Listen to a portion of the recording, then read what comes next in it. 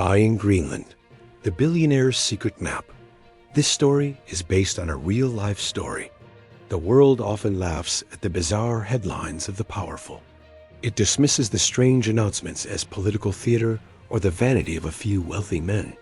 When the framework for a deal to acquire Greenland was announced by President Donald Trump's administration, the international community did exactly that. It treated the idea as a joke, a bizarre real estate fantasy that could not possibly be serious. Yet, behind the public spectacle, a quiet, terrifying truth was unfolding. The deal was never about land. It was never about a military base. It was about something ancient, something buried, and something that was about to change the history of the world forever. The public saw a political blunder. The few who knew saw a calculated move to secure a secret of unimaginable magnitude. Martin was a geologist. He was a man who understood the language of the earth, the slow, silent grammar of rock and ice. His life had been spent deciphering the planet's deepest secrets, reading the history of the world in the layers of stone and sediment. He had a reputation for scientific rigor and absolute discretion, qualities that made him the perfect choice for the task. When a private equity firm, one with deep, shadowy ties to government interests, contacted him for a confidential resource survey in a remote part of Greenland, he did not hesitate. The compensation was extraordinary, and the project was cloaked in a level of secrecy that hinted at a discovery of immense value. He was told they were looking for rare earth minerals, the kind that fuel the modern technological world, essential for the next generation of computing and defense systems. Martin was flown to a desolate sector of the ice sheet, a place known only by its coordinates. The ice here was nearly 2 miles thick, a massive frozen shield protecting the land beneath. The base camp was small, a cluster of prefabricated modules surrounded by a perimeter fence. The air was so cold it felt like glass in his lungs, a constant, sharp pain with every breath. The silence was absolute, a heavy, crushing presence that made a person feel utterly alone, utterly insignificant. The only sound was the low, rhythmic hum of the generators and the occasional, unsettling crack of the shifting ice as the immense glacier moved. His team utilized the most advanced ground-penetrating radar available, equipment that could see through the ice as if it were clear water. The initial weeks were routine. The data confirmed the expected layers: compressed snow, ancient air bubbles trapped for millennia, and finally, the dense, familiar signature of bedrock. Martin and his team worked with a methodical, almost meditative focus, mapping the subsurface geology. They were searching for the telltale signs of mineral deposits, the subtle shifts in density that would indicate a valuable seam of ore. They logged every reading, every minute variation in the magnetic field, convinced they were on the verge of a major economic find. Then the anomaly appeared. It was not a subtle shift. It was a sudden, dramatic break in the geological continuity. The radar screen, which had been displaying the smooth, chaotic texture of natural rock, suddenly showed a pattern of perfect, right angles. The structures were massive, geometric, and clearly artificial. Martin felt a cold dread that had nothing to do with the temperature outside. He stared at the screen, his mind racing through every possible scientific explanation. Could it be a strange ice formation? A unique mineral deposit? He ran the scans again and again, checking the calibration of the equipment, checking for any possible error. He even had his junior technician, a young man named Alex, run an independent analysis. Alex, a man known for his unflappable demeanor, returned with a face pale with shock. The data was undeniable. What lay beneath the ice was a complex of buildings, perfectly preserved by the cold, structures that defied any known human civilization in the region. The sheer scale was staggering. The complex was not a small outpost. It was a city, or at least the ruins of one, stretching for miles beneath the ice. The structures were immense, suggesting a population and a level of technology that should not have existed thousands of years ago.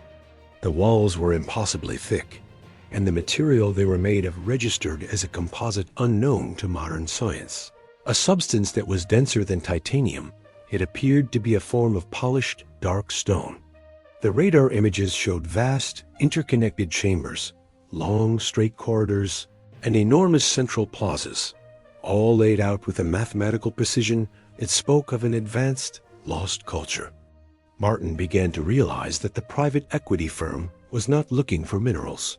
They were looking for this. The framework for the Greenland deal, the one the world had laughed at, was a cover story of monumental proportions. It was a sophisticated distraction for a massive archaeological and military operation. The structures were not just ancient.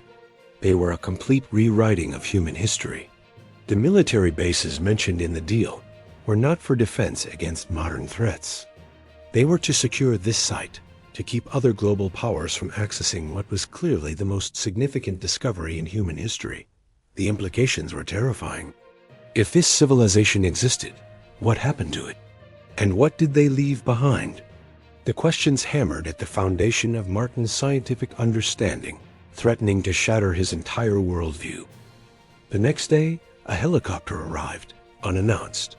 It was a military-grade transport, not the civilian aircraft that usually serviced the camp. Out stepped a man named Daniel, a figure Martin recognized from high-level security briefings, accompanied by a team of heavily armed security personnel in unmarked black gear. Daniel did not look at the geological data. He did not ask about the rare earth minerals. He looked at Martin with an expression of cold, professional menace. "The survey is complete, Doctor," Daniel stated, his voice flat and devoid of emotion. "You and your team are being relieved of duty." Martin tried to protest, to explain the magnitude of the discovery, the scientific imperative to document and study the complex. He spoke of the potential for new energy sources, new materials, and the complete re-evaluation of human origins. Daniel simply cut him off with a dismissive wave of his hand. He presented Martin with a non-disclosure agreement, a document that was less a contract and more a final, absolute threat. It was a single page of dense legal text, but the core message was brutally clear. It stated that any discussion of the anomalous structures, any mention of the geometric patterns, or any attempt to contact outside authorities would be considered an act of treason against the United States. The penalty was explicitly stated: life imprisonment in a federal facility, or a swift, silent disappearance. Martin understood then that he was not a scientist on a survey. He was a witness to a secret that the most powerful people in the world were determined to keep buried. He signed the document, his hand shaking not from the cold, but from the realization that his entire life as work had led him to this moment of absolute powerlessness. His data was seized, his equipment was dismantled, and he was flown out under armed guard, leaving Alex and the rest of his team behind. He did not know their fate, and he did not dare to ask. The last image he had of the camp was the black-clad figures beginning to set up a massive drilling rig directly over the coordinates of the largest structure. The weight of the knowledge was crushing. He was forced to return to a world that was completely unaware of the colossal secret resting beneath the ice. He now lives a quiet life in a small, anonymous town, far from the cold silence of the Arctic. He knows that the secret he carries is a burden, a truth that could shatter the foundations of modern society. He often thinks of the structures, the silent, perfect geometry hidden beneath the ice. He wonders what kind of people built them and why they vanished. He wonders what kind of power they held and what will happen when the modern world finally unearths it. He knows that the deal to acquire Greenland was simply the first step in a long, silent war for control of the past. The war for the last frontier is not being fought with missiles or tanks. It is being fought with silence, with lies, and with the systematic erasure of history.